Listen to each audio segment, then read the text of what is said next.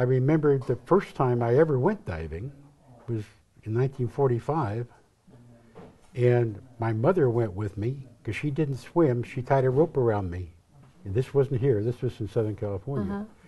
And she walked along the jetty while I dove with the rope tied to me when I was 10 years old. And I saw all kinds of neat things. And I dove down and got under some kelp and was coming up. And of course the rope got under the kelp. And I was pulling on it and she was pulling on it. And she was pulling me down and I was trying to swim up and she almost drowned me. I said, Mother, you're not supposed to drown your child, you know. So I was, but I've had a lot of really, you know, really good times in the water. It's been my whole life.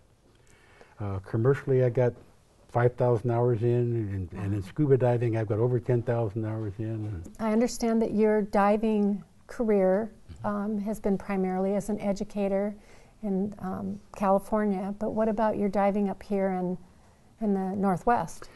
Well, I came up here the first time and worked at Simon Fraser University as a part of a Naue diving course that they were teaching for instructors.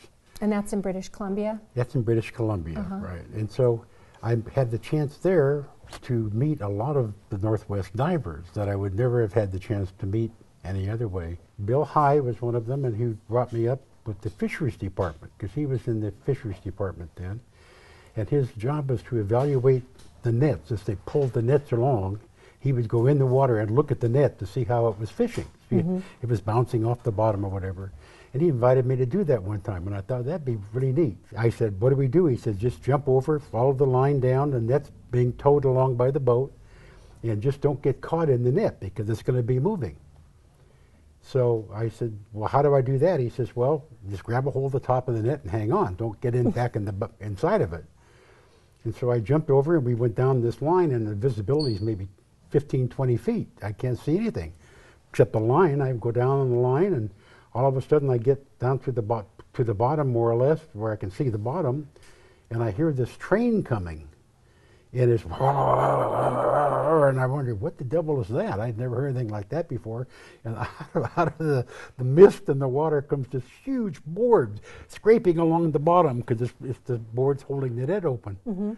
Scared me to death. Oh, I bet.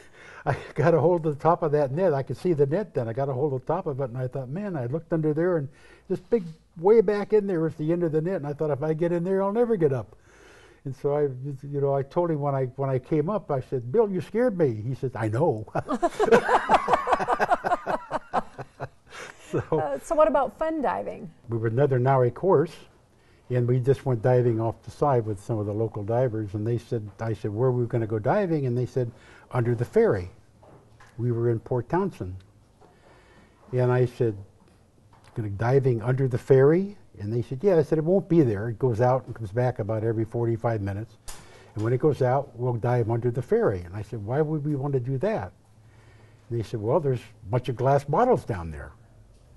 And I said, okay, why would we want the glass bottles? None of this is making any sense to me. And they said, well, some of them are worth a lot of money, because in the old days they had whiskey bottles that are worth $200 or $300 now. Yeah, yeah. And I said, well, aren't they buried in the mud? And he said, oh yeah, but we've got these wands. He pulls out this big copper wand he had. He said, we just keep poking into the thing until we hit something, and we can poke and we can tell what it is by the sound that it makes. And we found a couple of bottles that were worthless, but we found some bottles and cleaned the ocean up. So did you ever get to see a big octopus or any fish? Or? Yes. They were having a octopus wrestling championship or something like that up here, some club in Puget Sound. I think it's Puget Sound Squid Diddlers or something like that. So another person invited me up, and I went out in the water, and they said, you catch the octopus, you bring it ashore, but be really careful, don't hurt it, because they're tender. So you have to handle them gently, and some of them get pretty big, but that's all right. They're not going to hurt you. Just don't put your hands into their center part where the mouth is. And I'm a marine biologist, and so I understood that. Guy with me points down there, and I look in there, and I can see the octopus.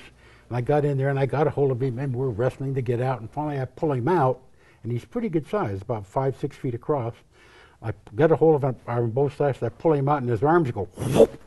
around my head, on my mask, and in my ears, and he's pulling my mask off, and my mask floods, and all the time I'm thinking, don't hurt the octopus, don't hurt the octopus. And I think maybe I'm drowning, but I'm not going to hurt the octopus. So anyway, I finally got my mask back on and got him squared away and went to shore, and they said, okay, that's good, you know, we recorded you have the octopus, and they let him go.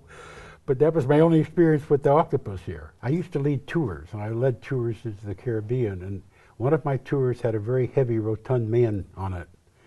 And I asked him how he got into diving. We were just chatting on the boat going out to the dive spot. And he said, well, diving is the only thing I can do where I don't feel heavy. He says, I get in the water and I don't weigh a thing. I'm just neutral. The freedom. And he says the total freedom that I have in the water, I can turn somersaults, I can do all kinds of stuff. I worked with some handicapped people, and that was how they described it. Yeah. They love diving because of the freedom. I enjoyed your book. Yeah.